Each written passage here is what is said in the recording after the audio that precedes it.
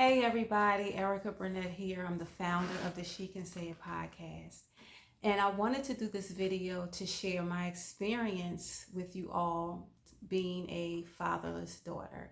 And I know many of us have heard the story before. We women get on here and say, well, my father wasn't in my life. And it seems like the same sob story over and over and over again from women. And the reason why that is because it is a real traumatic experience not to have your father in your life. Fathers, and I don't believe that, I can't speak for fathers. In my mind, in my opinion, I don't think fathers realize how important of a role that they have, or you guys have, in the lives of your children. Both daughters and sons. Now I can only share, and I'm only going to share my experience because I'm a daughter. So my father was not in my life growing up. Not completely gone, but kind of in and out. He stepped in and out. I remember, distinct, like, I think experiences that I had with him in and out. Not a lot. Like, certain things just stick out to me. And one of them is when one night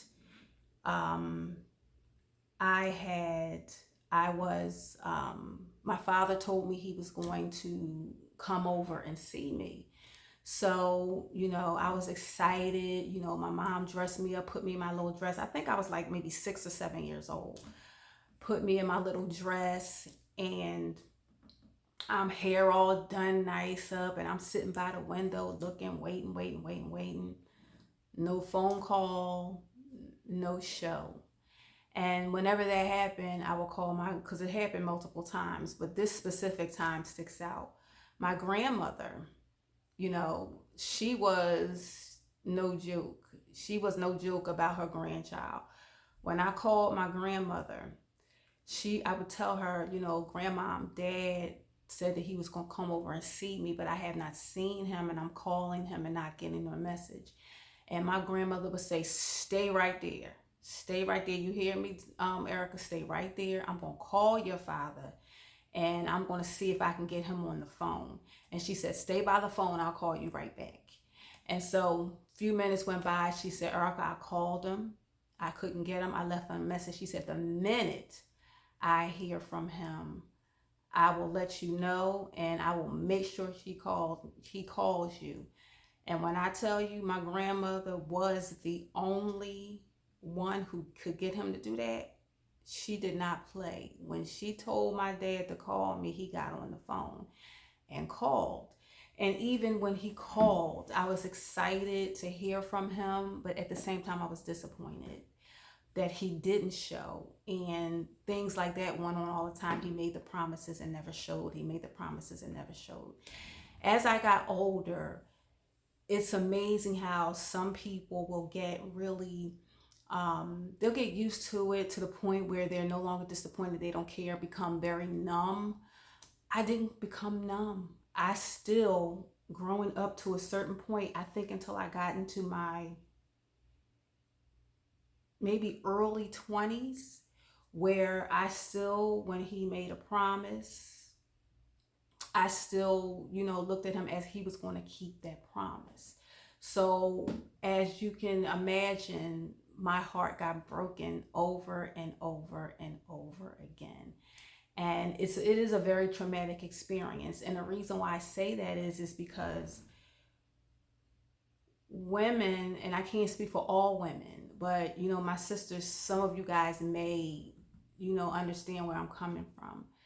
Because your father is the very first male relationship, like relationship you have with the male in your life. He's the primary, meaning he is the one that sets the tone for how a man, what you can expect from a man, and how you should be treated. So what happens is, and it may not be every case, it may not be every case. In my case, what happened is that what I did was I had such a void in me from my father not being there. So he was not emotionally or physically there. We had an on and off type of relationship. He showed up every now and again. My hopes, I had high hopes and then disappointed again, and it happened over and over again. So throughout my years when I really started dating, and I was a late dater. I didn't start dating until I think I was like in my early 20s. So I didn't start going on dates, not even in high school. It was after when I first got, first started working and stuff like that, when I was in my early teens and stuff, I started to like date. And so what happened with those relationships, and I remember my first long-term relationship, I think it was like 2 years. I was looking for the guy at that time that I was dating, looking for him to fill a void that I had that was created by my father not being there. But I was looking for him to fill it unknowingly. I didn't realize it until I look back like some years ago, and I just look back at my life and my my relationships and stuff like that, and I looked at them and I said, okay. I look at the first one, and then I went along to the second one, and then the third. How many times and I didn't have many boyfriends. I wasn't one who just jumped from person to person. I was never like that.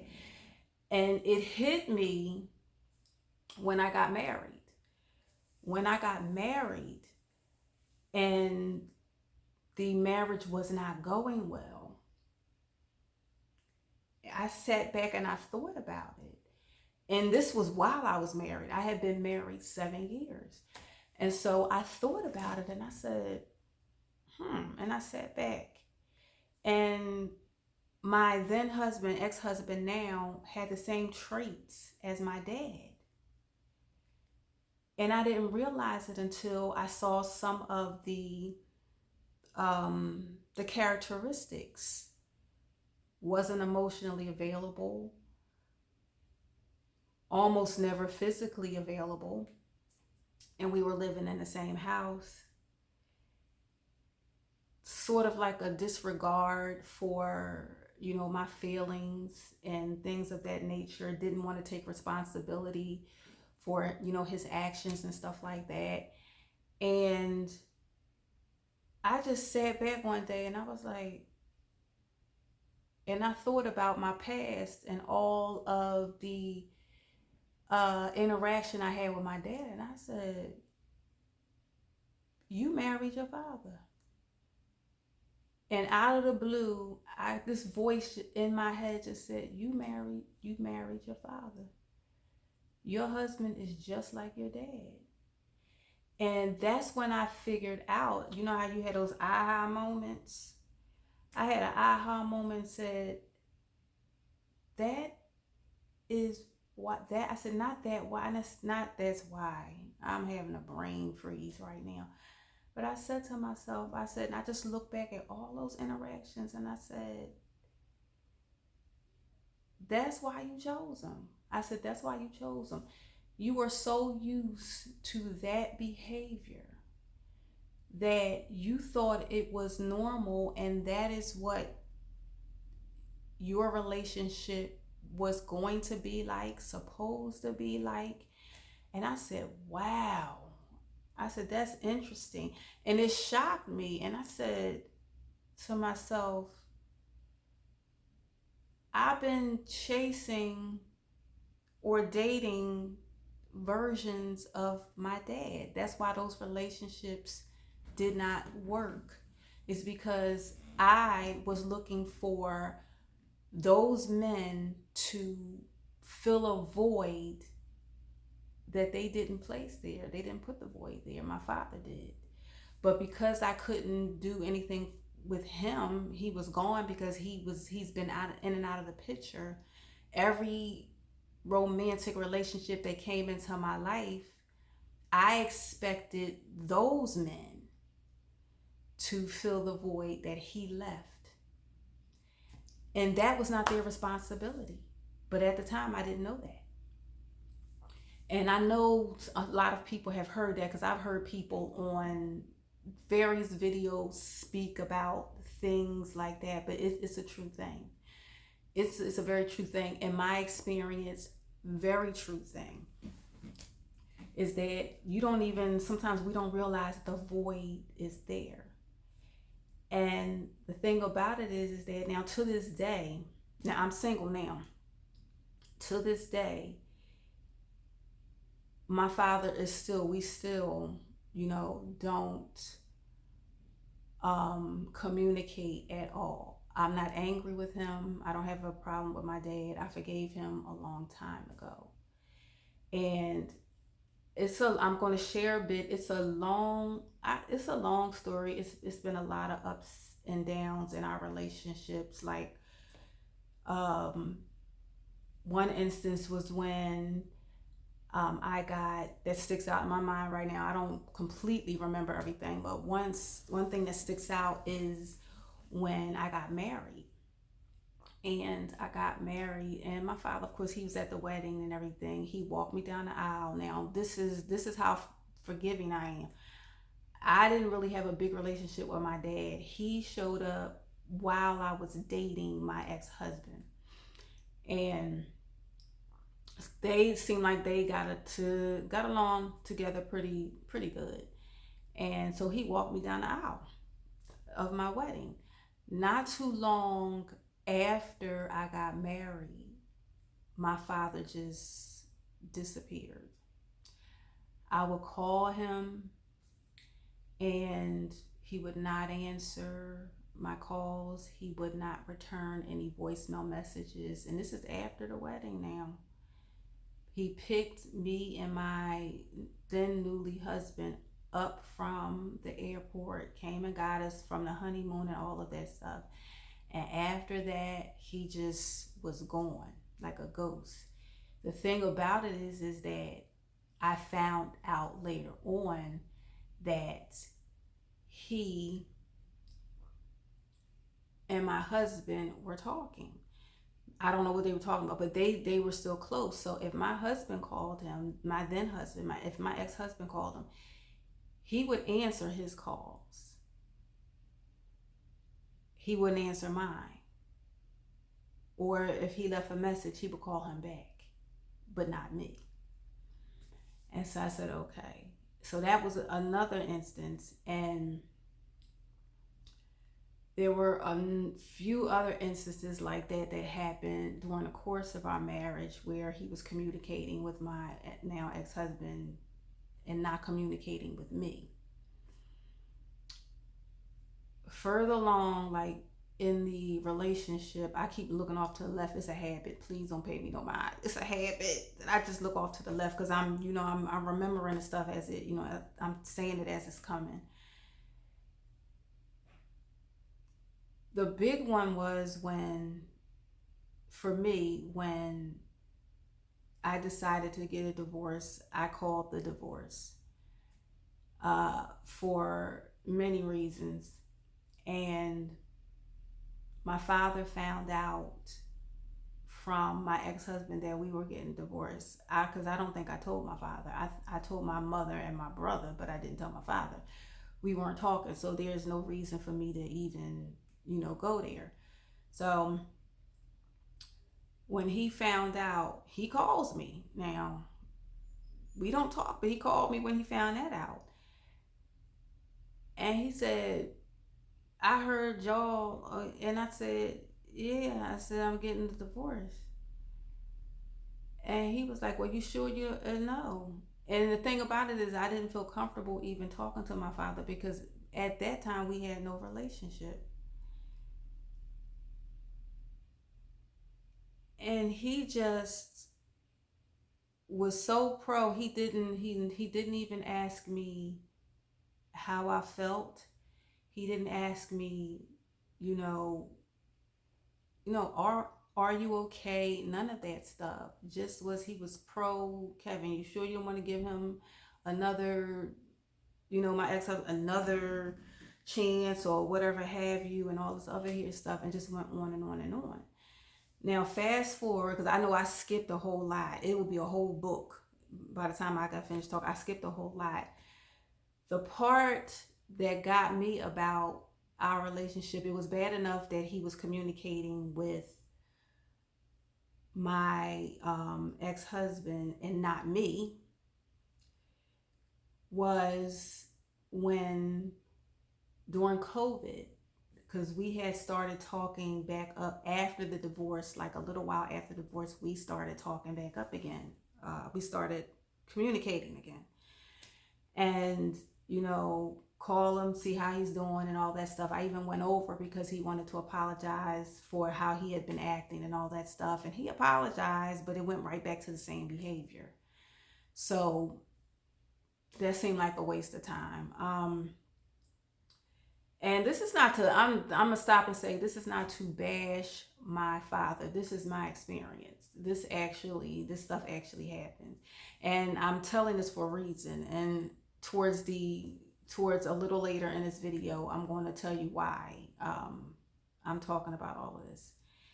And so I called him to see how he was doing, didn't get an answer. Called cell phone, called his house, didn't get an answer. So I was a little worried. I said, I wonder, because my father is up in age, he's in his 80s. So I said, this is 2020. And so I'm calling him and see how, no answer. So I called the apartment complex where he lives at, and I said, I had not heard from my dad. Can you please check on him? So they called him and they told me, okay, he's fine. Then my father calls me upset and was yelling at me because they interrupted his day because I called them to do a wellness check to see if he was okay. And he told me that day that he thinks it's best that I don't call him and he won't call me. After all of these years that he has been on and off, on and off, on and off, not consistent, you would think that I would be indifferent about it, that I wouldn't care, it wouldn't matter. Not so. I handled it better than that little girl that sat at the window. But that little girl who sat at the window, a piece of her heart was still there, and it cut like a knife. But I had to give it up. And I said to myself, mind you, 2020, okay, 2020. I was in was it 26? 6 years ago. All right, 6 years ago. I was in my late 40s. And I said, you can't afford to continue to put yourself through this. You love your dad. You don't hate him. You forgave him. You forgive him now for what he just said. You're going to have to let go. And it took me all of these years up until late 40s to let go of the idea that he is going to be the father that I wanted him to be all of these years. Now, the reason why I explain that is because I think I hear sometimes deadbeat dad, the father should know better. He should do better by his kids. Okay, absolutely. And I agree. The behavior that I experienced from my father, which I didn't understand then, I now understand, is not as simple as you should know better. You should do better by your child. You should keep your word. you should do this and do that. It's not as simple, because I think we forget as children, and it could be grown adults who think the same thing. Absolutely. Of course, parents, it's a given. You're supposed to take care of your children. I think sometimes we forget that people have challenges, internal issues, emotional issues, mental health issues that they have not had a chance to deal with themselves.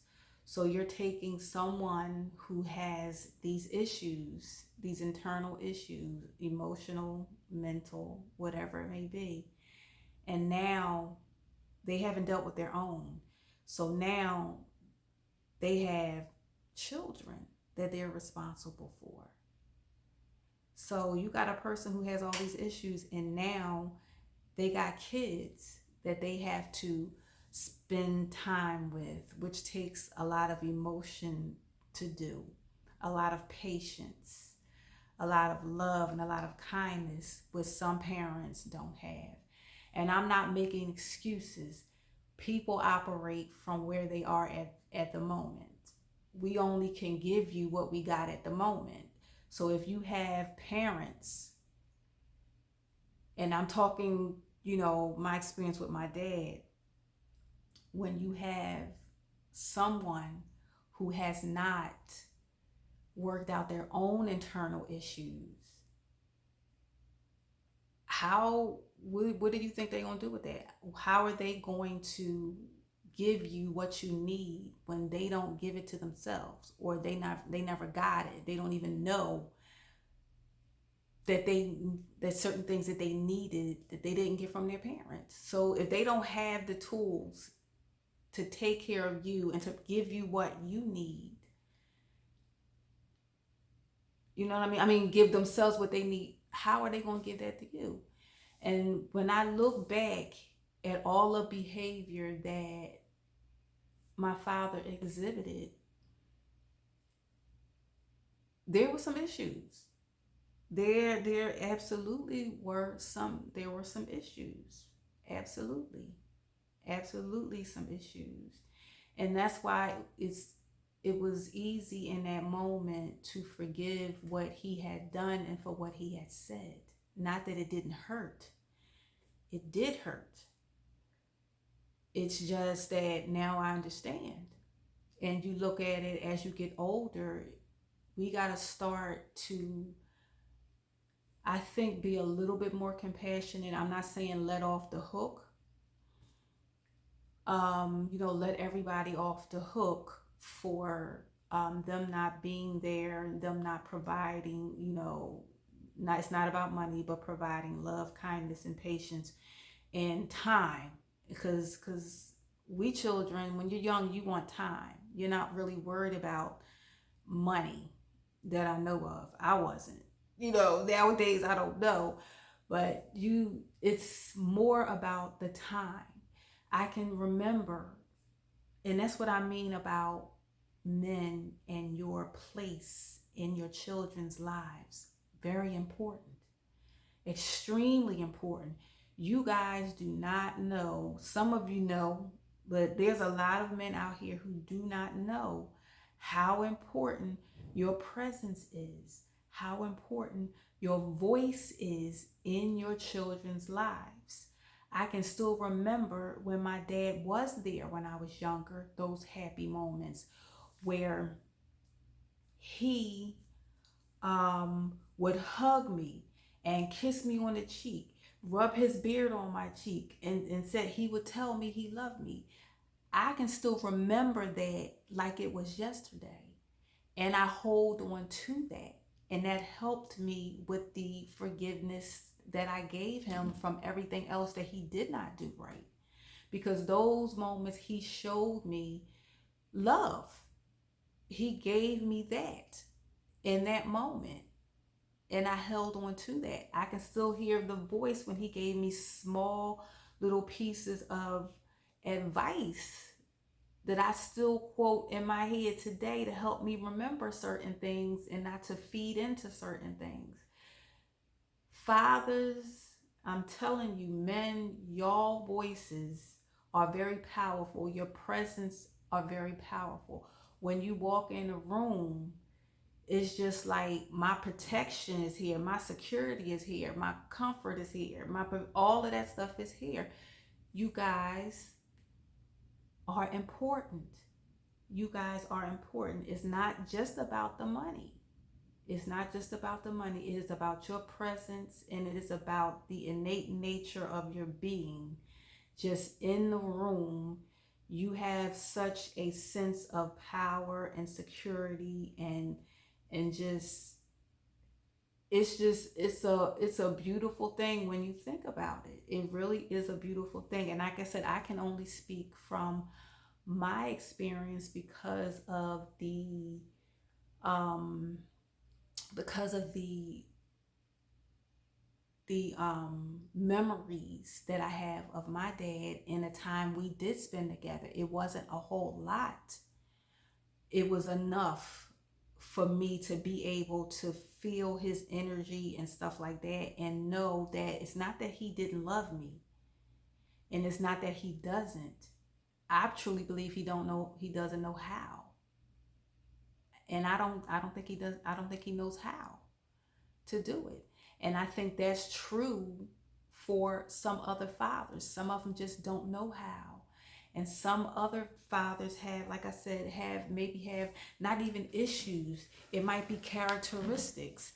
And I'll give you an example, which is one that's big with me. I am what you would call, I'm two things. I don't like terms, but they're easy to use. I'm an empath, and some people don't know what an empath is. An empath is a person who is super sensitive to the feelings of others, meaning we can feel deeply what another individual is feeling, like we're going through it. So being like that is very draining, especially if you are in relationship, meaning it could be your friend, an associate, stuff like that. When you are in relationship with people and they're going through a struggle, and of course struggles are negative, and I can feel all of those feelings. I can sit there and someone can talk to me and I become completely drained, where to the point where after they're done and the conversation is over, the only thing I can do is go to sleep. That's how much energy it takes to sit there and be near somebody who I can feel everything they're going through. I'm very sensitive to that. Another one is an introvert. Now, this is my dad. My dad is an introvert. He might not call it that. He might not even know what that means. He's a person who's tuned to himself. He doesn't have like a lot of communication interaction with people. I don't know what he's, right now, but as far as I know, the times that I was with him and the conversation we had, he just is a loner. He's a person who likes to be alone. He likes to do his thing, come home, watch television, and it's over. I'm like that as well. I get energy, and introverts, we get our energy from being alone and very internal. So all of our questions and stuff like that, and all of the things we want to ponder, instead of doing what an extrovert would do, they might throw it out there and ask questions and get opinions from other people. We don't particularly do that, like normally do that. We go inside. We come home where it's quiet and we relax and we sit and we go internal. And we go in the inside, and we get our energy from relaxing in the quiet, and we ponder things in our own minds, and we work things out in our own minds. And we're not shy. We just tend to be quiet people. We sit back and we observe and we look and we think, and we're just to ourselves. Well, my father is like that. He might not even know that he's like that. And I truly believe that some characteristics are just, I think they're misconstrued as something else. I think we think that there are certain things that human beings, well, parents must have, or excuse me, not must have, certain parents should be doing for their children and stuff like that. Absolutely, provide love, patience, kindness, all of that stuff you are supposed to have for your children. What we don't understand, I'm not understand, but what we don't keep in mind is that parents are human beings before they're parents. So they have their little, what they call idiosyncrasies, whatever that is that right? I don't even know if I said that right. But they have their own characteristics. They have certain things about them that, are just them, that they can't put aside just to be a parent. When you're a human being, you can't put the fact that you're a human being aside.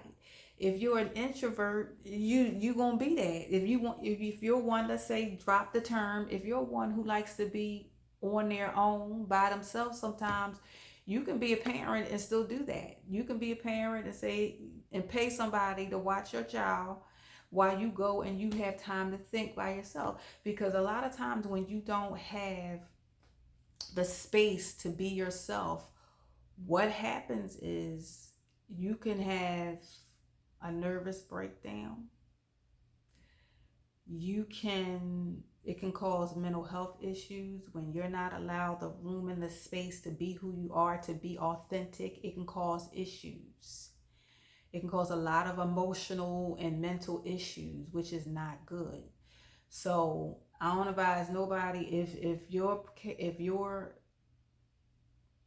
internal, but if not internal, but if your mind says and your heart says, I need to do this, I need to be on my own for a minute, I need some time to myself, I need to get out of the house and take a walk and stuff like that, I need to do certain things to keep myself balanced, then you got to do those things. You got to do those things. Parents have a tough job. And I'm not making excuses for my dad. I'm just sharing, my experience and the things that I've learned coming along out of a single parent household where my dad, wasn't there. It's just that we a lot of times we are so hard on our parents. They should know better. They should do better. And if they can, I'm sure they would. My thing is that we got to be careful with that, because parents, when you become a parent, I'm not a parent, I'm speculating that, and I know for sure that it don't come with a handbook. So when you are a parent, a new parent, for the first time, you're just taking each day as it comes. You get advice from your parents. If your parents are still living, the advice comes from them. It comes from loved ones, neighbors, cousins, friends, and all of that stuff. But still, you're in the household, you have that help, that community help, but doesn't come with a handbook giving you step by step in how to be a parent. And we just got to be a little more empathetic towards our dads sometimes. Some dads, yeah, they could do better. They could provide, do what they want. Not do what they want, but do what they're supposed to do, and be in the home. And even if the relationship doesn't work out, that has nothing to do with the child. You should still be there. Absolutely. Some people don't know how to deal with that. Some people don't know how to co-parent. And it's the truth. Could they learn? Only if they think they need to, if they want to. Don't want to make a judgment call on that. But I did this video just to share my experience, on different sides of it, because sometimes we think it's one thing and it's not. someone's behavior that looks like what you call a deadbeat dad, that he's not there for his kids and he's not doing, sometimes we don't think about how he feels internally, what he's going through, what he's been through in his life to cause the behavior that he's exhibiting now.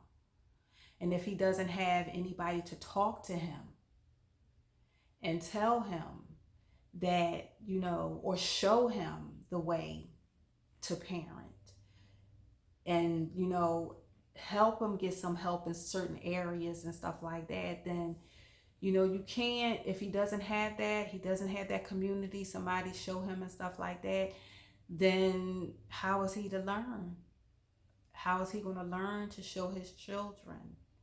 And I've heard people say, well, if you didn't have a father in your home, and, wouldn't you want it to be differently? And it's amazing because you do have some fathers who didn't have a father in their home who become great fathers. I know of some. But then you have fathers that have parents in the home, both loving, long relationship. My dad, both parents in the home, Christian,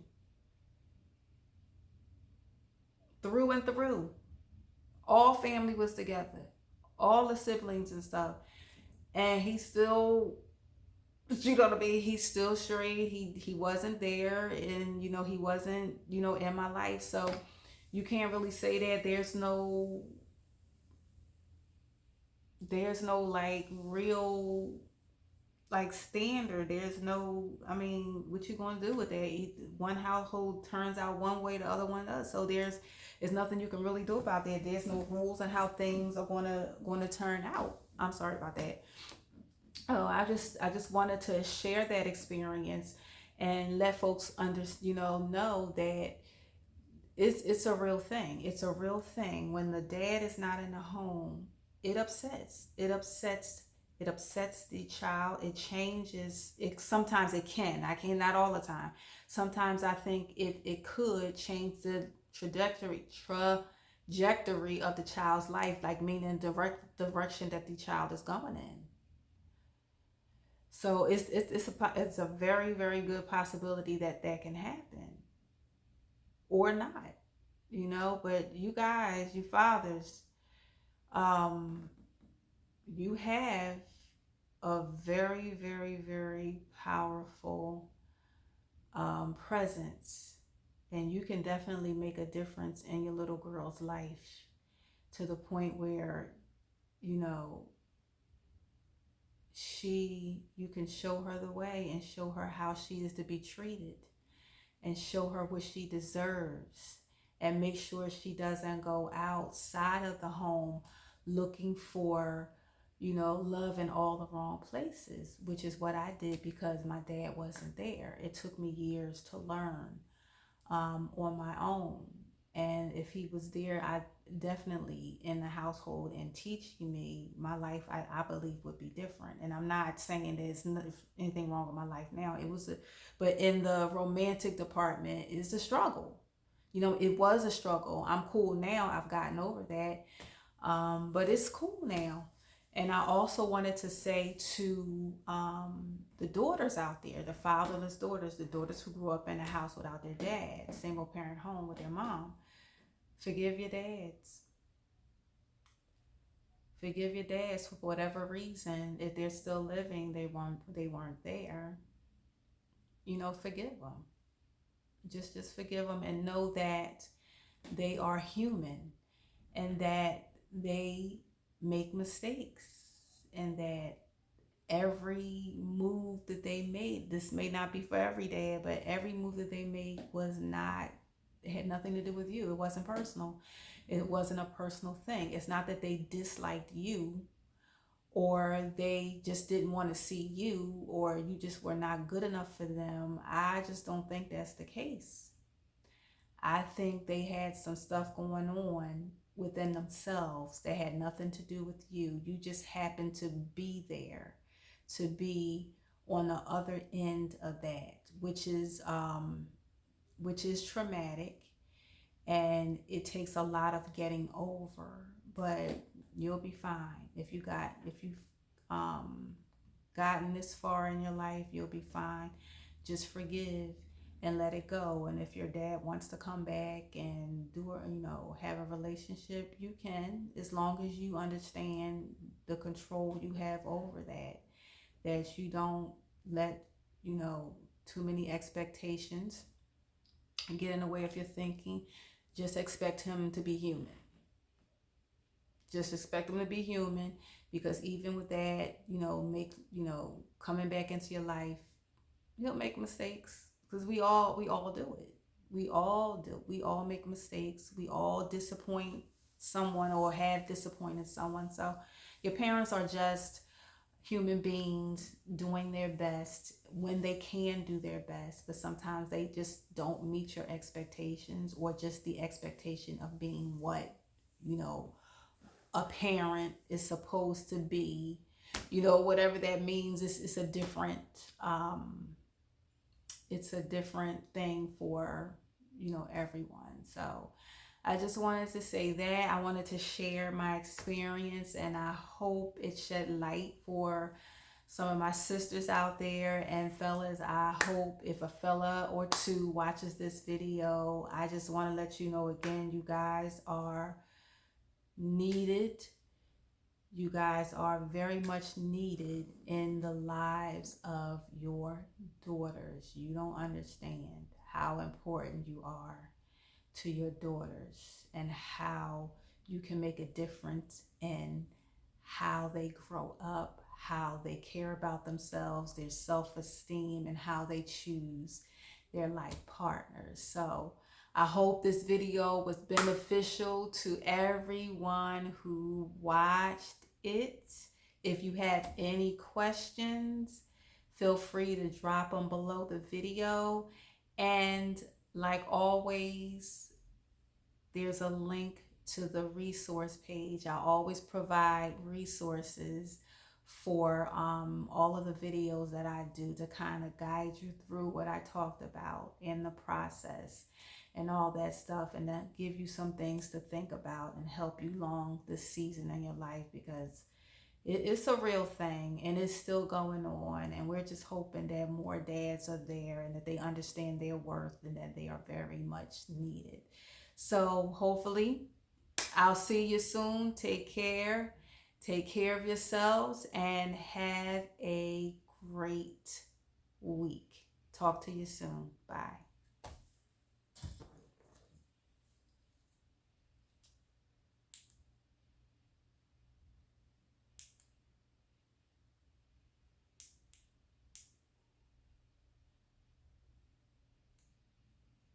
This thing, I tell you.